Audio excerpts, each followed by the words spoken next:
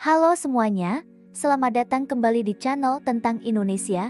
Pernahkah kalian mendengar alunan musik yang begitu merdu, harmonis, dan khas, yang seolah membawa kita ke suasana pedesaan yang sejuk di tanah Pasundan? Ya, hari ini kita akan menyelami lebih dalam keajaiban dari salah satu harta karun budaya Indonesia yang paling berharga, yaitu angklung.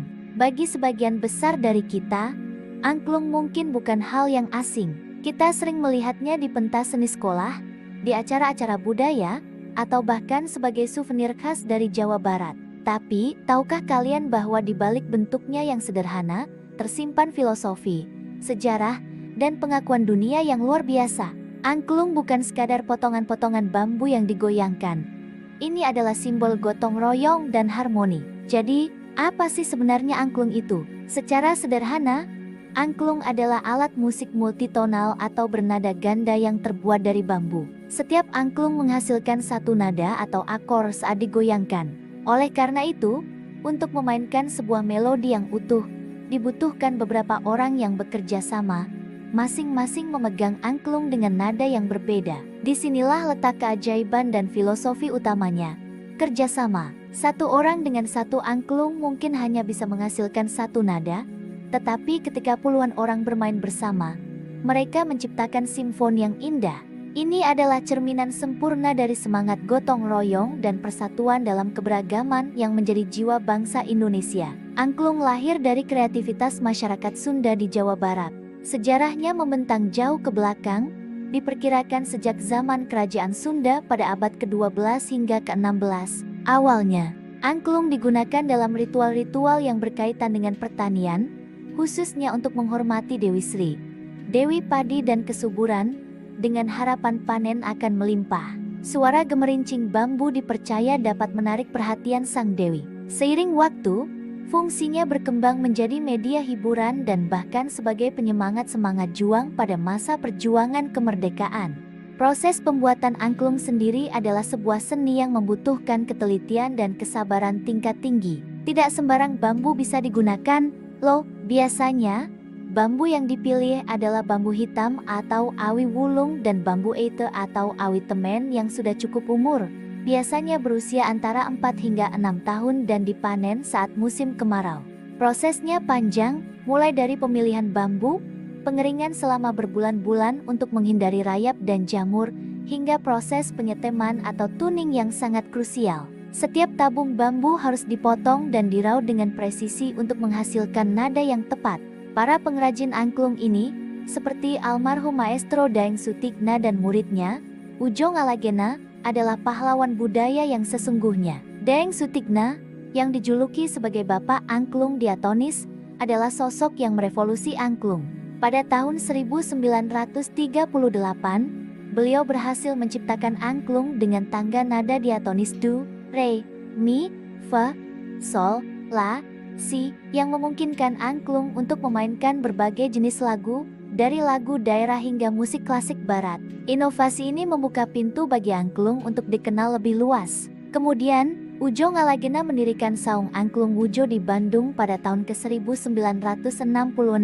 Tempat ini bukan hanya bengkel produksi atau panggung pertunjukan, tetapi juga sebuah pusat pelestarian dan edukasi, di mana pengunjung dari seluruh dunia bisa belajar, bermain, dan jatuh cinta pada angklung. Berkat kerja keras dan dedikasi para maestro inilah, angklung tidak hanya menggema di seluruh Nusantara, tetapi juga di seluruh dunia. Dan puncaknya, pada tanggal 16 November tahun 2010, UNESCO, Badan Kebudayaan PBB, secara resmi mengakui angklung Indonesia sebagai karya agung warisan budaya lisan dan tak benda manusia. Ini adalah pengakuan tertinggi dunia atas nilai universal yang dimiliki angklung.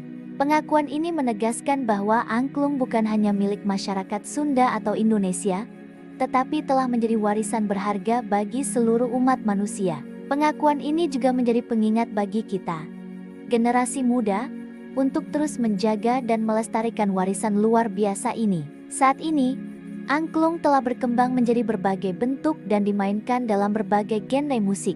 Ada angklung Padaeng, angklung Kanekes, angklung Gubrak, dan banyak lagi. Bahkan, kita bisa melihat orkestra angklung yang megah, memainkan lagu-lagu pop modern, jazz, hingga lagu-lagu dari film terkenal dengan aransemen yang memukau. Ini membuktikan bahwa angklung adalah alat musik yang dinamis, mampu beradaptasi dengan zaman tanpa kehilangan jiwa tradisionalnya. Banyak komunitas dan sekolah di luar negeri yang kini memiliki grup angklung mereka sendiri, menjadikannya duta budaya Indonesia yang efektif.